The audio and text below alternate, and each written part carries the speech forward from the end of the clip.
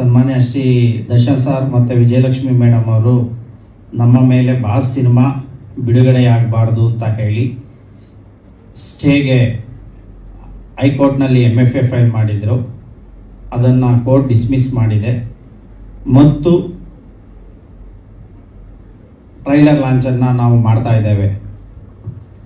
ಇಲ್ಲಿ ನಾವು ಏನು ವಿಷಯ ಹೇಳಕ್ಕೆ ಬರ್ತಾ ಇದ್ದೇವೆ ಅಂದರೆ ಸ್ಪಷ್ಟವಾಗಿ ಹೇಳ್ತೇವೆ, ಬಾಸ್ ಚಲನಚಿತ್ರ ನಿರ್ದೇಶಕನ ಕಾಲ್ಪನಿಕ ಕತೆ.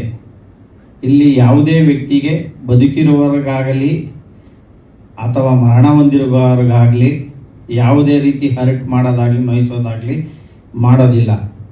ಕೆಲವು ಮಿಸ್ಅಂಡರ್ಸ್ಟ್ಯಾಂಡಿಂಗಿಂದ ಅವರು ಹೋಗಿದ್ದರು. ಭವಿಷ್ಯ ಅವ್ರಿಗೂ ಗೊತ್ತಾಗ್ಬೋದು.